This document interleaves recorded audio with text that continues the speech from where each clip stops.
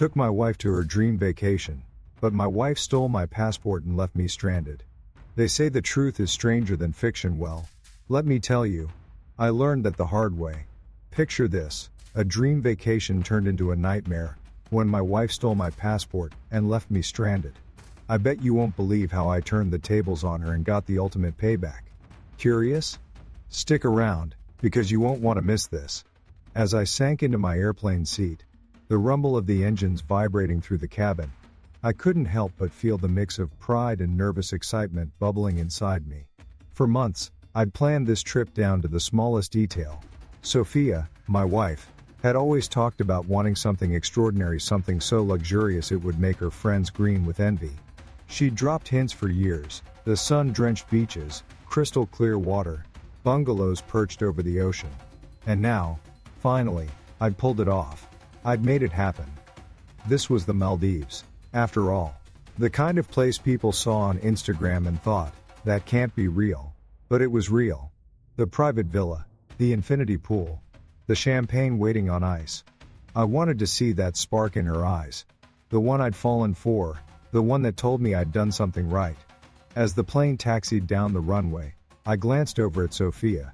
Usually, on trips like this, she'd be snapping photos, texting her friends, telling them how excited she was. But this time, she sat quietly, her face illuminated by her phone's screen, her expression almost distracted. I brushed it off. Maybe it was just the long flight ahead. She'd been so busy leading up to this trip, so had I. Really. This was just jet lag creeping in early, I told myself. Still, as we climbed into the sky, I found myself stealing glances her way. She wasn't looking out the window, wasn't taking in the view as we soared over endless blue oceans.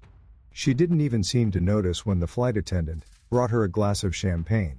"Everything okay?" I asked, leaning in a little closer. She glanced up, blinked, and gave me a small, distracted smile. "Yeah, of course. Just tired." I nodded and forced a smile, telling myself I was overthinking it. I couldn't let my worries spoil what was supposed to be the trip of a lifetime. The flight dragged on, each hour stretching out longer than the last. I tried to distract myself by watching a movie, flipping through the in-flight magazine, even attempting to nap. But I couldn't shake the nagging feeling in the back of my mind. Every time I looked over at Sophia, she was on her phone, holding it at an angle so I couldn't see the screen. When I asked what she was doing, she simply said she was checking messages from home, or reading something online. That wasn't unusual, but there was something about the way she smiled at the screen when she thought I wasn't looking, like she was in on some secret that unsettled me. We finally touched down at the international airport, and the first thing I noticed was the heat. Stepping off the plane felt like walking into a wall of humidity. The air so thick it was almost hard to breathe. Even in the early morning, the sun was blinding, reflecting off the tarmac and the turquoise waters beyond. I reached for Sophia's hand, expecting her to squeeze mine like she usually did when we arrived somewhere new. But she had already let go. Her hand was busy texting. "Wait until you see the villa," I said, trying to bring her back into the moment. "I saw pictures online, but I'm telling you, it's going to blow you away." She smiled briefly, but her attention never left the screen. We made our way through customs, picked up our bags, and boarded a small seaplane that would take us to the island resort. The plane was tiny, with just a few seats, and as it skimmed over the water, I felt a flicker of excitement. This was what I'd worked so hard for, the moment Sophia would finally see how much she meant to me, how far I was willing to go to make her happy. But as I glanced over, I noticed she wasn't looking out the window at the breathtaking view. She wasn't taking pictures of the pristine lagoons, or the tiny islands dotting the ocean. She was scrolling through her phone. Again. "Hey, look at this," I said, pointing to the sparkling water below. She glanced up for barely a second before nodding. "Wow, it's beautiful," she said flatly, then went back to whatever was on her screen. My stomach tightened. I told myself not to read too much into it. She was just tired, maybe overwhelmed by how incredible this trip was turning out to be. I tried to shake off the doubt, tried to hold on to the image of the two of us lounging by the infinity pool, sipping cocktails, as the sun set. When we finally landed and took the short boat ride to the resort, I couldn't help but marvel at the place. The villa was even more stunning than I'd imagined. A private overwater bungalow with glass floors, a deck leading straight into the ocean, and a pool so clear it seemed to blend seamlessly with the sea. I turned to Sophia, eager to see her reaction. "Can you believe this?" I said. "It's like something out of a dream." She looked up briefly, offered another small smile, and then returned her attention to her phone. My heart sank. For the rest of the afternoon, I tried to ignore the growing sense of unease. I encouraged her to put her phone down, to take in the beauty of the moment, but she just nodded, said she needed to catch up on a few things, and promised to join me later. I sat by the pool alone, watching the sun dip below the horizon, the sky shifting into shades of orange and pink. This wasn't how I pictured it. That night, as we lay in bed, I couldn't ignore the distance between us. I stared at the ceiling, listening to the gentle lapping of the waves against the stilts of the villa, while Sophia's soft snores filled the room. My mind raced with questions I didn't dare ask. Was it me? Had I done something wrong? Or was there something she wasn't telling me? By the time I finally drifted off, the doubts had taken root. I tried to convince myself that things would get better in the morning. That once she saw the sunrise over the ocean, once we shared our first breakfast on the deck, everything would feel right again. But as I closed my eyes, I couldn't shake the feeling that something was about to change, something that would shatter the perfect image I'd worked so hard to create. The morning sunlight filtered through the glass walls of our villa, painting streaks of gold across the floor. I turned over in bed, hoping to find Sophia still beside me, but her side of the bed was cold, the covers neatly folded back. I rubbed my eyes and sat up, listening for the faint sound of her voice or footsteps, but all I could hear was the soft lapping of waves against the wooden stilts. She had been restless last night, more so than usual, tossing and turning before finally slipping out of bed in the early hours. I'd told myself not to read too much into it, that maybe it was just jet lag or the excitement of being in such a beautiful place. But now, as I looked around the empty villa, I couldn't shake the feeling that something was off. I stepped out onto the deck, the warm breeze carrying the faint scent of salt and flowers. The ocean stretched out in all directions, an endless expanse of blue that should have been calming, but instead, it felt isolating. Sophia was nowhere to be seen. Maybe she had gone down to the beach or wandered off to explore the resort. She had always been the type to go off on her own, to find little adventures even in the most serene settings. I tried to convince myself that's all this was, her taking some time for herself, enjoying the solitude of the islands. After a quick shower and a cup of coffee, I decided to look for her. The resort was like something out of a travel magazine. White sand beaches lined with swaying palm trees, private pathways that led to hidden lagoons, and a main pavilion that served as the heart of the island. I walked along the wooden walkways that connected the overwater villas, each step echoing faintly in the still morning air. Every so often, I'd glance out at the ocean, half expecting to see her wading into the waves or lounging on the beach. But she was nowhere. When I reached the main building, I stopped by the front desk and asked if anyone had seen her. The staff were friendly and professional, but they didn't have much to offer. One of the attendants suggested she might have gone on an early yoga session, or joined the sunrise snorkeling group. That sounded like something Sophia might do. She'd always liked starting her mornings with some kind of activity. Relieved, I thanked them, and headed toward the beach. The sand was warm under my feet, the water lapping gently at the shore. A few other guests were already out, some lounging under umbrellas, others wading into the clear shallows. I scanned the beach, looking for that familiar flash of dark hair, that unmistakable silhouette. Nothing. I walked along the shoreline, my steps quickening as my heart started to pound. The island wasn't that big. How could she have just disappeared? I approached one of the resort staff members who was setting up lounge chairs and asked again if they'd seen her. They shook their head, apologizing, and suggested checking the spa or one of the other amenities. As I turned away, frustration bubbled up inside me. This was supposed to be a dream vacation, a chance for us to reconnect, to leave the stresses of life behind. Instead, I was wandering the resort, searching for my wife like she'd vanished into thin air. By the time I reached the spa, my patience was wearing thin. I asked the receptionist if Sophia had checked in for a treatment, and again, I was met with polite smiles and apologies. She hadn't been there. The receptionist suggested trying the yoga pavilion again, but my gut was telling me it wasn't going to be that easy. Something was wrong, and no matter how much I tried to ignore it, that feeling in my chest just wouldn't go away. I made my way back toward the villa, hoping she might have returned while I was out searching. The sun was higher in the sky now, casting sharper shadows, and the once cool breeze was turning hot and humid. When I stepped inside, the villa was exactly as I'd left it, empty, silent. I looked around, hoping to find a note, a message, anything to explain where she'd gone. But there was nothing. Her phone wasn't on the nightstand. Her sandals were gone from by the door. I sat down on the edge of the bed, my head in my hands, running through the possibilities. Had she met someone on the beach? Was she exploring the island on her own? The more I thought about it, the more the pieces didn't fit. Sophia had been distant for days, maybe even weeks before we left for this trip. I'd chalked it up to stress from work or the usual ups and downs of marriage, but now it felt like something more.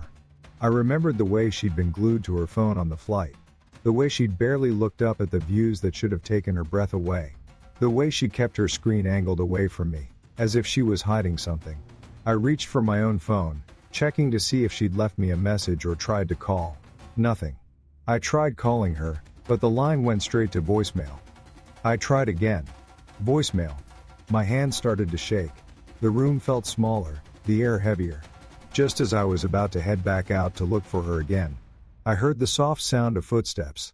My heart leapt, and I turned toward the door, expecting to see her walk in, maybe laughing off my worry, telling me she'd just been at the spa or the pool bar. But the door didn't open. Instead, I heard the sound of footsteps retreating, growing fainter until they disappeared. I rushed to the window, looking out at the walkway, but all I saw was a lone staff member pushing a cart of fresh towels.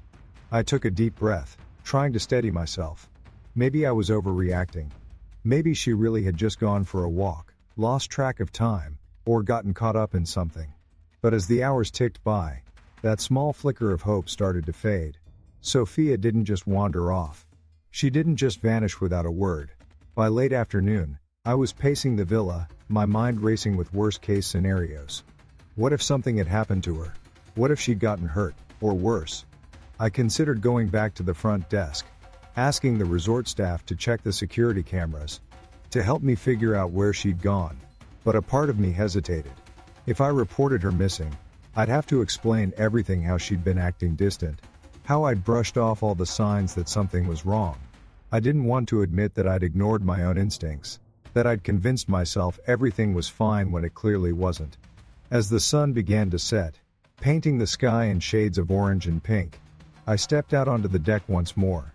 The beauty of the moment felt almost cruel, a stark contrast to the storm of emotions raging inside me. I gripped the railing, my knuckles white, and stared out at the horizon, searching for any sign of her. But there was nothing. I told myself she'd come back, that any minute now, I'd hear the door open, and she'd walk in, smiling, apologizing for making me worry.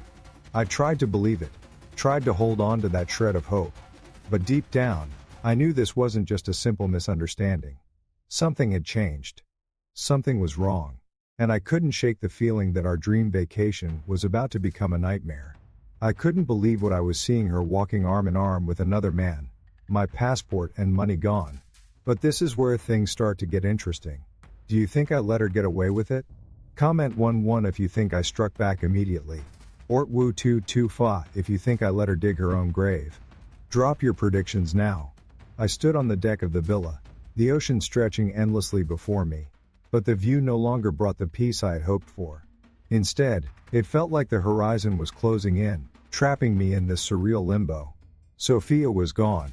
She hadn't come back, hadn't called, hadn't left so much as a note. My phone sat heavy in my pocket, a useless brick at this point. I must have called her number a dozen times, but it always went straight to voicemail. Each unanswered ring added another weight to the pressure building in my chest. I racked my brain, trying to make sense of it. I'd spent so much time planning this trip, thinking about every little detail that would make her happy. I'd listened to her dreams about a luxury vacation, all those conversations where she'd let her guard down and confessed her longing for something extraordinary. I'd made it happen. Flights, a private villa, an island paradise, that looked like it belonged on a postcard. This was supposed to be our escape, our reset. So why had she walked away from me? I paced back and forth across the deck, the wood creaking beneath my feet. My mind flashed back to the days leading up to this trip, all the little moments that I'd dismissed as insignificant. The late-night texts she wouldn't explain, the sudden need to take calls outside, the way she'd brushed off my questions with a forced smile, and a vague excuse. At the time, I'd told myself not to jump to conclusions. I'd tried to be understanding, to trust her. But now, all those red flags I'd ignored felt like they were slapping me in the face. The hours ticked by. I didn't want to admit it, but I was growing more and more frantic. Every scenario I imagined was worse than the last. Maybe she'd had some kind of emergency, something so urgent she couldn't tell me. Or maybe she'd run into trouble, gotten lost somewhere on the island. I hated myself for even thinking it. But what if she'd met some stranger who'd swept her away while I was sitting here waiting like a fool? By late afternoon, my worry had turned to a simmering anger. If something had happened to her, why hadn't she reached out? Why hadn't she called or texted, even just to say she was okay? My phone buzzed, and I snatched it up, hope flaring for just a second. But it was only a message from the resort, reminding me about the dinner reservation I'd made for the two of us. My jaw clenched, and I felt a surge of frustration. A perfect candlelit dinner, set up with every detail I knew she'd love, and now it would go to waste. I was losing patience, losing faith that this was just a misunderstanding. The sunlight shifted, casting long shadows across the deck. I couldn't sit still anymore. Grabbing my room key, I headed out of the villa and back toward the main resort. The wooden walkways felt endless as I retraced my steps, glancing at every guest I passed, hoping one of them might recognize her or give me a clue. But no one paid me any attention. They were all wrapped up in their own vacations, sipping cocktails, laughing in the sun. It was as if I was the only person on the island who felt this growing sense of unease. When I reached the front desk, the same polite smiles greeted me. I asked if anyone had seen her again, described her as best I could, her dark hair, the way she always wore a gold bracelet on her left wrist, the red scarf she'd brought along. But the staff only shook their heads, apologizing. No one had seen her. I knew they meant well, but their assurances only made me feel more alone.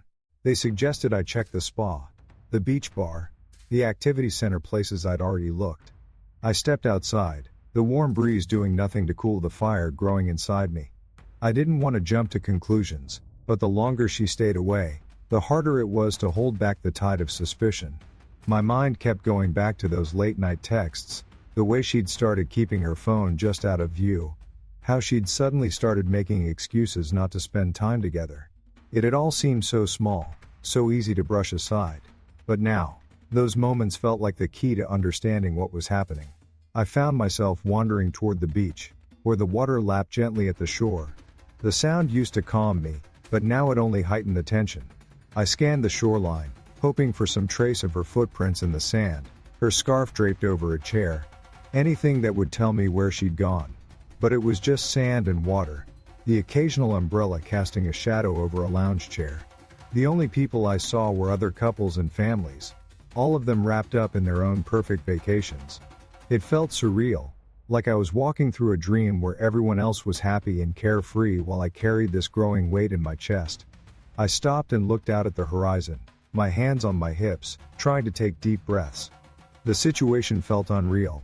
Sophia had always been the one who wanted to travel, the one who dreamed of places like this. I'd gone out of my way to make it happen, to give her everything she said she wanted. And now she was gone. It wasn't just that she'd left without a word, it was that she'd left me here, in the very paradise she'd always talked about. Like I didn't matter. My phone buzzed again, but it wasn't her. It was another generic resort reminder, this time about tomorrow's excursion. I let out a low, bitter laugh and slipped the phone back into my pocket. I felt the weight of all the unanswered questions pressing down on me, threatening to pull me under. What had I missed? What signs had I ignored? And why, after everything I'd done, had she left without a word? The sun began to set, painting the sky in vibrant hues of orange and pink, the kind of colors you'd see on a postcard. It was beautiful, but it felt like a cruel joke. I stood there on the beach, watching the waves, feeling the sand shift beneath my feet. and all I could think was how quickly everything had changed. This was supposed to be our escape, our time to reconnect. Instead, it felt like I was the only one here, left holding the pieces of something I couldn't put back together. I stood in the villa's living area, staring at the walls, the furniture, the decorations, every detail. I'd chosen because I thought she'd love it. The airy curtains that fluttered in the ocean breeze, the carefully arranged flowers on the coffee table, the soft cushions she could sink into after a long day in the sun. I'd pictured her here, relaxed and happy, the weight of the world off her shoulders. But now, it all felt hollow. The empty villa echoed my thoughts, each one louder and more troubling than the last. I reached for my phone again, checking it out of habit, but there were no messages, no missed calls. I had no new clues, no fresh insights into where she'd gone or why she'd left. My thumb hovered over her contact, my mind racing with what I could say if she actually answered. But what would I say? Where are you? Why did you leave? I already knew those questions wouldn't get me any answers. I let out a frustrated sigh and dropped the phone back onto the table. A memory popped into my head just a few weeks ago. We'd been sitting on the couch at home, looking at pictures of the Maldives. She'd smiled then, a real smile that lit up her face. She'd pointed at the images, describing how she imagined herself walking along the white sand beaches, feeling the sun on her skin, the sound of the waves in the distance. It had felt genuine, like this trip was the one thing she truly wanted. I'd held on to that memory, clung to it as I poured all my energy into making this vacation perfect. Now, that moment felt like a cruel illusion, a snapshot of a life that no longer existed. I glanced out the window at the sunset, its colors muted through the glass. I had spent the whole day searching, retracing my steps, questioning staff and guests. No one had seen her. No one had noticed anything unusual. It was as if she'd vanished into thin air. I'd walked up and down the beaches, checked every spa, every bar, every activity area. The resort wasn't that big, how could she disappear so completely? My frustration simmered into anger. I turned away from the window, rubbing the back of my neck. This doesn't make sense, I muttered under my breath. My thoughts started to loop, going back over every interaction, every look, every word she'd said since we'd arrived. Could I have missed something obvious? Was I really that blind? My jaw clenched as I remembered the way she'd brushed me off. The way she kept looking at her phone. The way she seemed detached, even as I tried so hard to pull her closer. I paced the villa again, each step feeling heavier than the last. The questions wouldn't stop. Was this my fault? Did I push her away somehow? Was I too focused on making the trip perfect that I didn't see what was right in front of me? The doubts felt like quicksand, pulling me down no matter how hard I tried to push them aside. But as the anger and confusion swirled in my chest, another thought began to surface. This wasn't just about me. Something wasn't adding up. If she was upset, if she needed space, why didn't she say so? Why leave like this, without a word, without a single clue about what was going on? I wasn't perfect, but I didn't deserve this silence. If she had a reason for leaving, I deserved to know. I grabbed my phone again, flipping through messages, scrolling through our past conversations. They seemed so normal, so ordinary. Little jokes, reminders about grocery lists, discussions about weekend plans. I read them over and over, looking for hidden meanings, for signs I should have noticed. But everything looked the same. It was like the person who wrote those messages wasn't the same person who walked out of this villa, without a trace. The sound of the waves outside grew louder, as the wind picked up. I opened the door and stepped onto the deck, hoping the fresh air would clear my head. The sky was darker now, the horizon blending into the water. I leaned against the railing, letting the breeze cool my face. For a moment, I let myself imagine that she'd appear at the end of the walkway, that she'd come back smiling, saying something like, "I just needed a break," or, "I got lost." I wanted to believe that I was overreacting, that this whole day had been some kind of misunderstanding. But that hope was fading fast. I pulled out my phone again, this time searching for her social media accounts. Maybe she'd posted something, anything, that could give me a clue. But her accounts were quiet, just like her phone. I even checked her recent friends, her tagged photos, her comments on other posts. There was nothing out of the ordinary. No signs of a secret plan, no hints of trouble. Just a digital silence that mirrored the emptiness of the villa. As I stared at my phone, my mind started to piece together fragments of the past few weeks. The late nights she spent on her laptop. The sudden calls she'd excuse herself to take. The way she'd brushed off my questions when I asked if everything was okay. At the time, I thought it was just stress. We'd both been working long hours. And I figured she was dealing with it in her own way. But now, standing here with no answers, those moments felt more suspicious than ever. I looked out at the water again, the dark waves rolling under the fading light. If this was just her way of dealing with stress, why hadn't she told me? Why had she left me here, in this villa I'd spent months planning for her, without a single explanation? My fingers tightened around the railing, as the realization hit me she didn't just leave. She chose to leave without telling me why. My breath came heavier now, the anger mixing with a deep sense of betrayal. I thought about all the times I'd gone out of my way to make her happy, the sacrifices I'd made, the effort I'd put into making this trip, everything she'd ever dreamed of. And now, it felt like all of that was meaningless.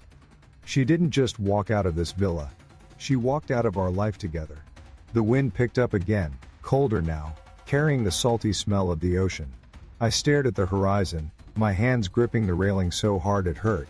I'd wanted this trip to be perfect. I'd wanted it to be a fresh start. Instead, it was unraveling faster than I could keep up. I didn't know where she was, why she'd left, or if she was coming back. All I knew was that I was standing here alone, questioning everything I thought I knew about the woman I loved. As the night crept in, my mind refused to settle. The soft rustle of the ocean breeze through the palm trees, the gentle lap of waves against the stilted villa, it all felt wrong. This place that should have been paradise now seemed like a cruel joke. I couldn't stop replaying the last few weeks in my head, searching for anything I might have missed. Anything that could explain why Sophia had left without a word. It felt like trying to find a single shell on an endless beach. I sat down on the edge of the bed, my fingers tapping restlessly against my knee. The shadows cast by the moonlight danced across the walls, and for a moment, I thought about trying to sleep. But every time I closed my eyes, I saw her. I saw her smiling at me when we planned this trip. Heard her laughing about how jealous her friends would be when she posted pictures of the villa. That memory, once so vivid and joyful, now felt hollow. Picking up my phone, I stared at the screen, willing it to light up with a call or message. But it stayed stubbornly dark. I scrolled through our old texts again, reading over her words, trying to decode them for some hidden meaning. Maybe I had overlooked something, a change in tone, a hint of dissatisfaction, a clue. But nothing jumped out at me. She'd seemed happy. Or at least, I thought she had. I tossed the phone onto the nightstand, frustrated. Every unanswered question felt like a weight pressing down on my chest. My thoughts shifted to her family and friends. Could they know something I didn't? I considered calling her sister, but I hesitated. What would I even say? Hi, have you heard from Sophia? Oh, she's fine. Actually, I don't know if she's fine, because she walked out on me in the middle of the vacation. I spent months planning, just wondering if she's mentioned anything. It sounded ridiculous, even in my own head. And what if she hadn't told them anything either? What if they thought I was overreacting? I could practically hear her sister's voice saying, "She's probably just out exploring. Relax, she'll be back soon." The frustration turned into a dull ache, gnawing at me. I felt trapped not just physically here on this island, but emotionally, stuck in this limbo of not knowing. The villa, the ocean, the beautiful surroundings all seemed to mock me. I'd brought her here to escape the stress of daily life, to give her a break from the grind. I'd wanted this trip to be a chance to reconnect, to show her how much I cared. And now it felt like I was being punished for it. I stood and walked out onto the deck, the warm wood under my feet a sharp contrast to the cool night air. The stars above were brilliant, their reflections shimmering on the water.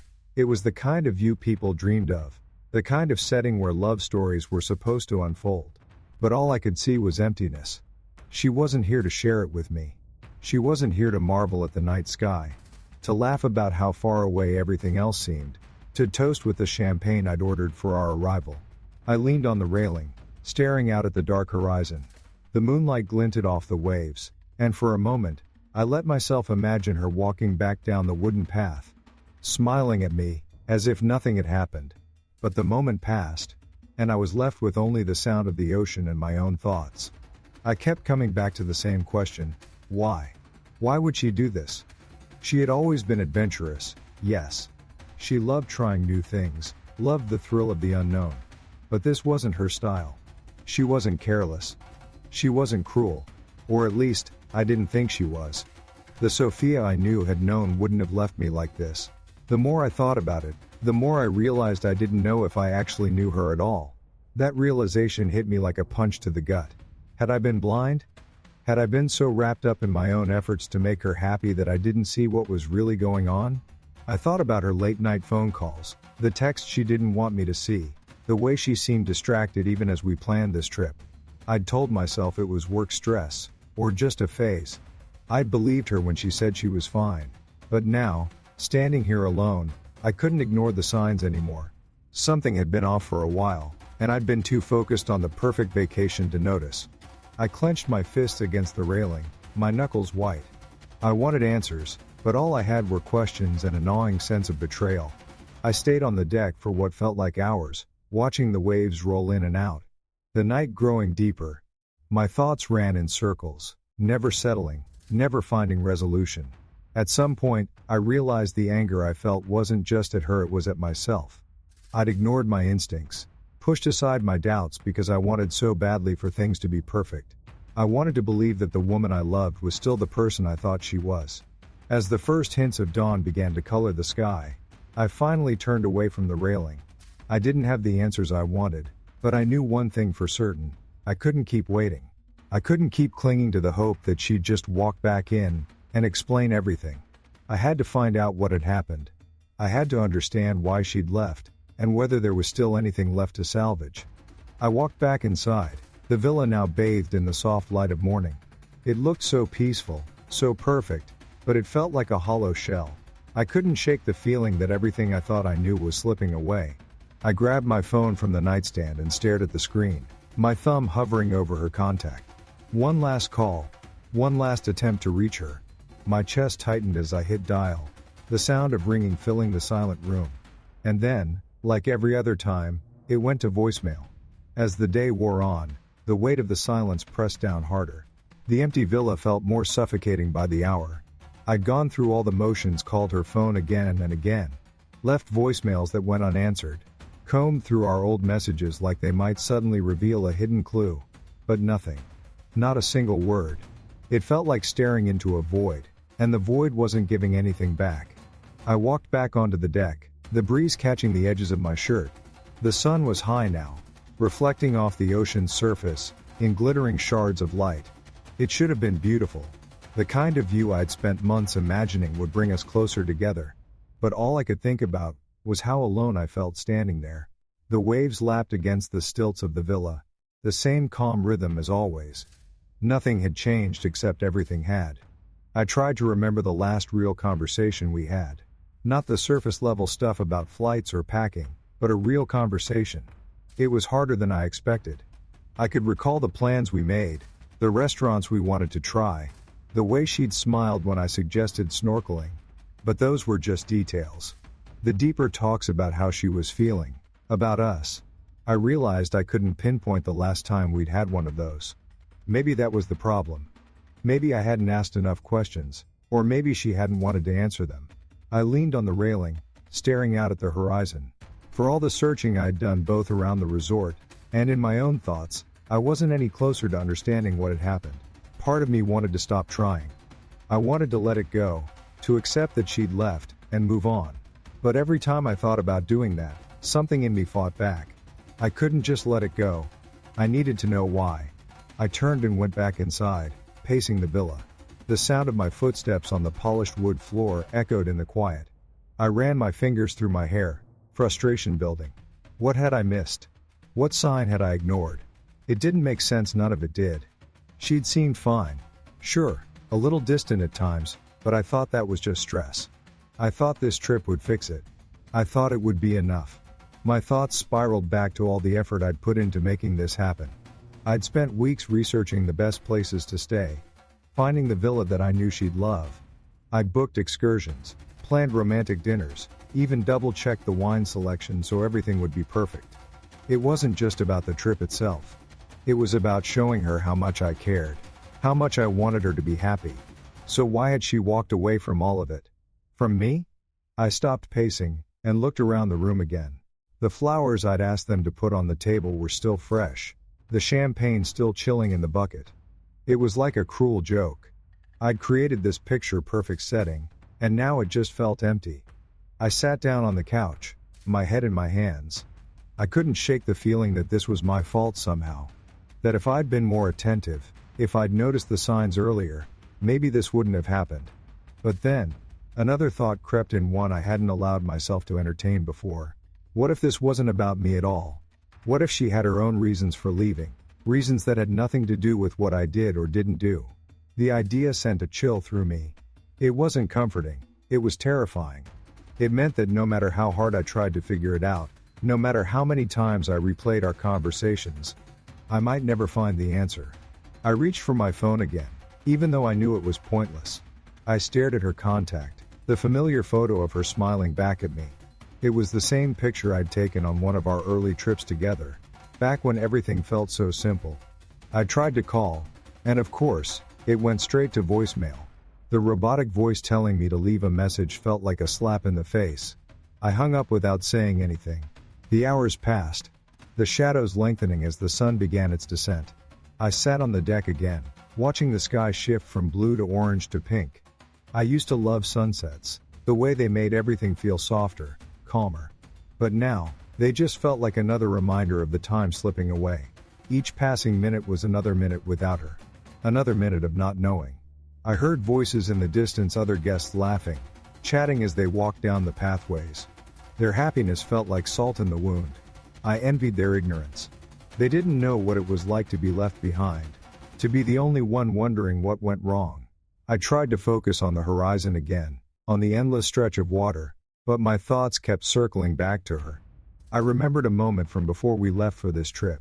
She'd been sitting at the kitchen table, her laptop open, her fingers flying over the keys. I'd asked her what she was working on, and she'd said it was nothing important, just some emails. At the time, I hadn't thought twice about it. But now, I couldn't help but wonder, was that a clue? Was she planning something even then, right under my nose? I clenched my fists, anger flaring again. I hated feeling this way, powerless, confused, betrayed. I'd done everything I could to make her happy, and it still wasn't enough. She'd left me without a word, without an explanation. And now, I was left here, searching for answers I might never get. The sky darkened further, the first stars beginning to appear. I didn't want to go back inside. The villa felt too big, too empty. I stayed on the deck, watching the waves until the last light of day faded. I told myself I'd figure it out. I'd find the truth, no matter how long it took. Because one thing was certain, I couldn't let this silence be the end. I needed to know. I needed answers. And I wasn't going to stop until I had them. As the night deepened, I could no longer sit in the silence. Every creak of the villa's wooden beams, every soft rustle of the breeze outside, set my nerves on edge. My chest was tight, my breath shallow. The unanswered questions, the suffocating emptiness, all of it was driving me to the brink. I grabbed my phone and stared at it, willing it to light up with something, anything. But there was nothing. No message, no missed call, no clue. It felt like staring into a black hole, hoping for light that would never come. I stood and walked out onto the deck, the cool night air brushing against my skin. The ocean stretched out before me, vast and unrelenting. Its rhythmic waves that once brought me peace now seemed indifferent, mocking. I leaned against the railing, my knuckles white, and tried to think clearly. What had I missed? I'd gone through every conversation in my head, replayed every moment leading up to this trip, and still I couldn't make sense of it. I knew something was wrong, had known for weeks, but I never imagined it would come to this. She'd just left. Without a word, without an explanation. The villa behind me felt like a hollow shell, a shrine to a love that no longer existed. Every detail, every thoughtful touch I had planned, now felt meaningless. The flowers I'd requested, the champagne I'd ordered, the candles I'd intended to light, all of it sat untouched. Reminders of how thoroughly I had misunderstood what was happening. I couldn't bring myself to step back inside. Instead, I stayed on the deck, staring out at the water, my mind racing. What if I'd been wrong about everything? What if the love I thought we still shared was only ever one-sided? I thought I knew her. I thought I could read her. But now, it felt like I'd been living with a stranger. Every smile I remembered, every laugh, every tender moment, all of it felt distant.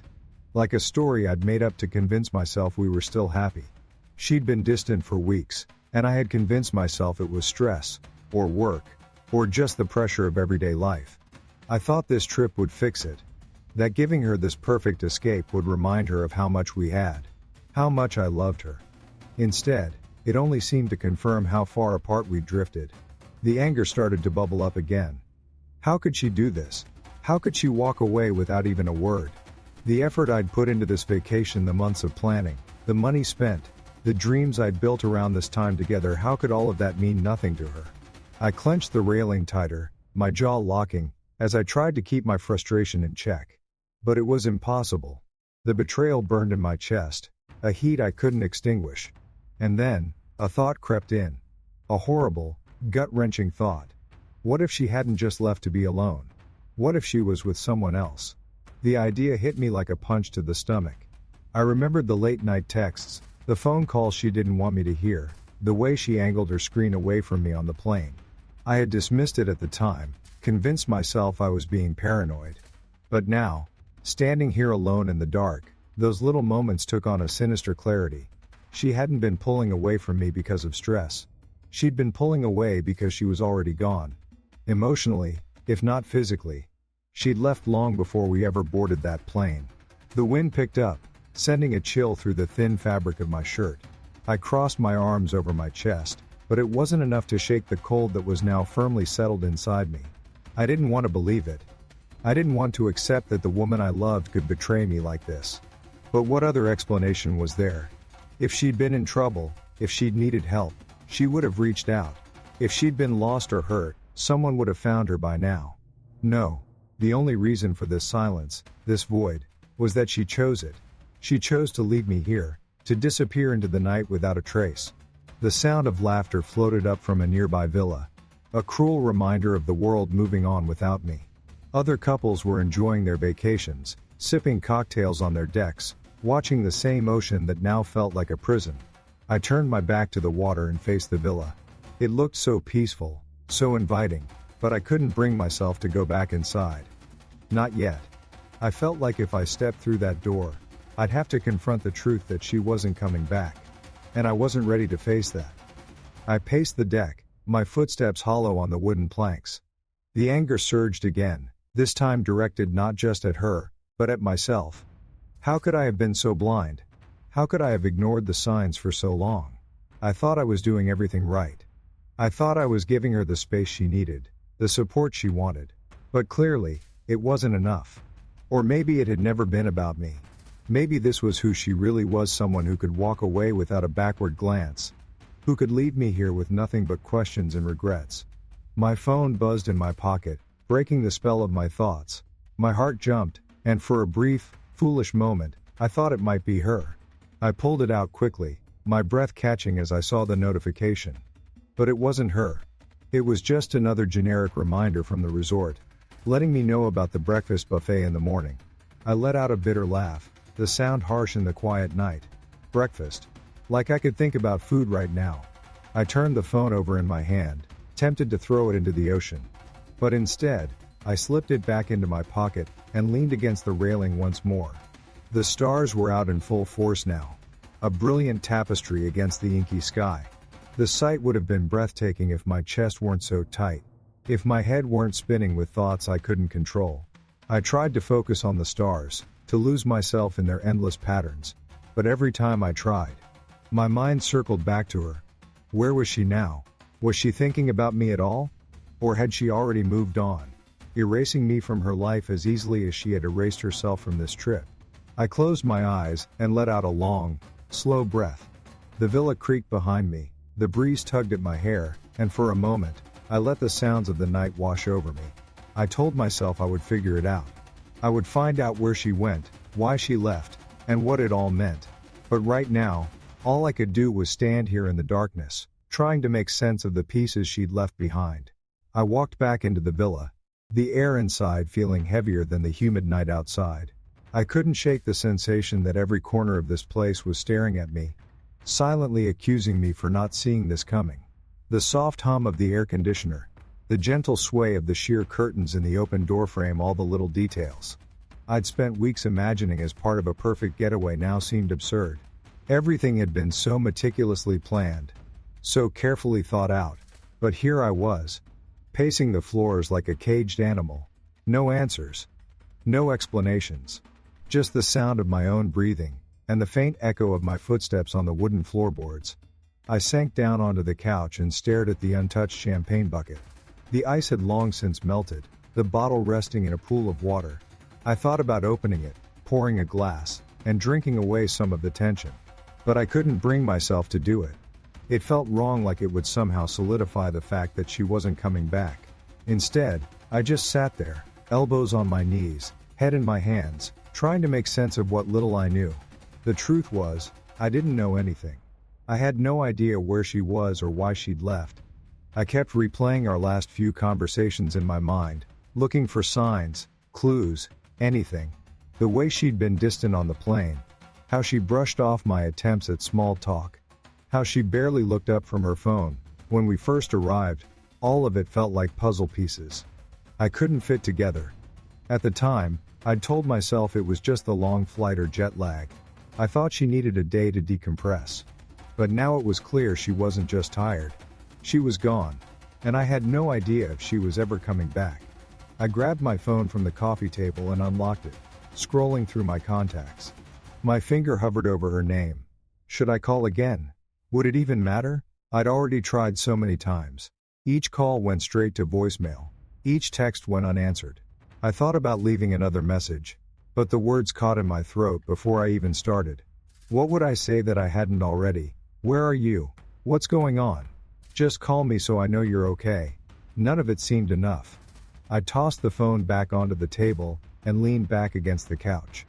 I let out a long breath and looked around the villa. The open concept living area was still exactly as it had been when we arrived. The staff had placed fresh flowers in a vase on the dining table, their bright colors standing out against the neutral decor. I'd imagined us sitting there for dinner, laughing and talking about our plans for the next day. Instead, the table was empty. The thought made my chest tighten, anger mixing with the confusion that had been building since the moment I realized she was gone. I clenched my fists, trying to push down the frustration. There had to be a reason. People don't just disappear without a reason, right? I stood and walked to the sliding glass door, stepping out onto the deck. The ocean stretched out before me, its surface shimmering under the moonlight. The sound of the waves was steady, almost hypnotic, but it couldn't calm the storm in my head. I leaned against the railing, staring out at the water. The breeze carried the faint smell of salt, and for a moment, I tried to focus on it, to ground myself. But it didn't help. My thoughts kept circling back to her. I thought about the last few months, how she'd started acting differently. At first, it was subtle, spending more time on her phone, making vague excuses about late nights at work. I brushed it off, telling myself that everyone goes through phases, that she'd open up when she was ready. But as time went on, the distance between us grew. She stopped asking me about my day, stopped sharing the little details of hers. I'd tried to bridge the gap, planning date nights, surprising her with flowers, asking how I could help. I thought I was doing everything right. But now I wondered if I'd been trying to hold on to something that was already slipping away. A flicker of movement caught my eye, and I turned my head toward the pathway that led from the villa to the main resort. A couple strolled past, their laughter carrying faintly on the wind. They looked so at ease, so happy, and for a moment, I envied them. I wondered if they ever had moments like this, moments of doubt and uncertainty. Or were they one of those couples who never saw it coming, just like I never saw this coming? I shook my head and turned back to the water. I hated feeling like this, helpless, confused, and angry all at once. I'd always been the kind of person who could figure things out, who could find solutions. But this wasn't something I could fix with logic or determination. She'd left, and she hadn't told me why. That was the part that cut the deepest. If she'd told me she needed time, if she'd said she was unhappy or overwhelmed, at least I could have done something. But walking away without a word? That felt like the ultimate betrayal. I thought about calling her family again, or maybe one of her friends. Someone must know something. Someone must have heard from her. But the thought of making that call filled me with dread. What if they didn't know anything either? What if they thought I'd done something to drive her away? I didn't know if I could handle that right now. The ocean breeze picked up, rustling the palm trees that lined the beach. I closed my eyes for a moment, letting the sound of the wind and the waves fill my ears. Maybe I just needed to wait. Maybe she'd come back tomorrow and tell me it was all a misunderstanding. Maybe she just needed space, time to think. But deep down, I knew that was wishful thinking. I knew I couldn't just sit here and hope for answers to fall into my lap. If I wanted the truth, I was going to have to find it myself. I stepped back into the villa and closed the sliding door behind me. The quiet inside was almost deafening. I looked around the room one more time, then picked up my phone. This time, I didn't hesitate. I opened her contact and hit dial. The line rang once, twice, then went to voicemail. I took a deep breath and left a message, my voice steady even though my chest felt like it was about to collapse. Sophia, it's me. I need to know what's going on. I need to hear from you. Please, just call me. Whatever it is, I can handle it. I just want to know you're okay. I ended the call and set the phone down on the counter, the weight of those words still hanging in the air. I leaned on the counter, staring down at the phone.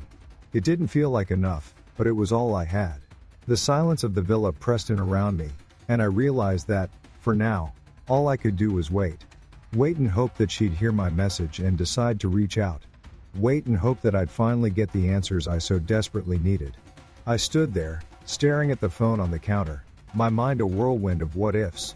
Each unanswered call felt like a weight pressing down on me, heavier than the last. The message I'd left played over and over in my head, and no matter how many times I thought about it, I couldn't convince myself it was enough.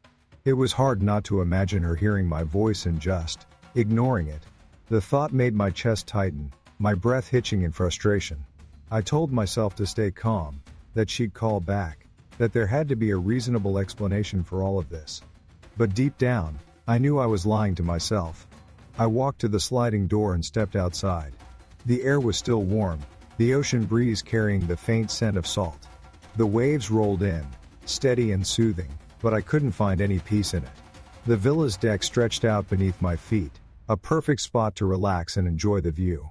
I'd imagined us sitting here together, sipping drinks, talking about the future, watching the sunset paint the sky in shades of orange and pink. Instead, I was alone, leaning on the railing, my eyes fixed on the horizon as if it held the answers I was searching for. Every time I closed my eyes, her face came to mind. That smile that used to make everything feel okay. The way she'd tilt her head when she was listening intently. I'd replay our last few conversations over and over, trying to pick apart every word, every pause, every shift in her tone. There had to be something I missed, some small hint she'd given me without realizing it. But no matter how hard I thought about it, I kept coming up empty. It was like trying to hold on to water. The harder I squeezed, the more it slipped through my fingers. I felt a pang of guilt as I thought about the plans I'd made. The surprise dinner reservation at that fancy restaurant on the water. The snorkeling trip I knew she'd love. Even the little notes I'd left around the villa for her to find. They all seemed meaningless now. I'd put so much effort into making this perfect, into showing her how much she meant to me. And she'd vanished without a trace. I couldn't wrap my head around it. Had I done something wrong? Was there something I'd said or done that pushed her away? The questions were like a relentless tide, washing over me again and again, each one leaving me more unsteady than the last. As the night deepened, I paced the deck, the wood creaking under my weight. The stars above were stunning, scattered across the sky like tiny diamonds. It was the kind of view people dreamed of, the kind you'd expect to see on a postcard or a travel blog. But for me, it was just a reminder of what wasn't here. She wasn't here. The beautiful setting, the perfect vacation I'd planned, it all felt empty without her. I wondered if she was out there somewhere, looking at the same stars, thinking about me. But the longer I stared, the more I doubted it. If she cared, she would have called by now. I turned and walked back inside. The villa was dimly lit, the glow from the bedside lamps casting a soft, warm light over the room. The flowers on the table had started to wilt, their bright colors fading. I sat down on the edge of the bed, my head in my hands. I couldn't keep doing this endless cycle of replaying the past, searching for answers I might never get. At some point, I had to accept that she'd made her choice.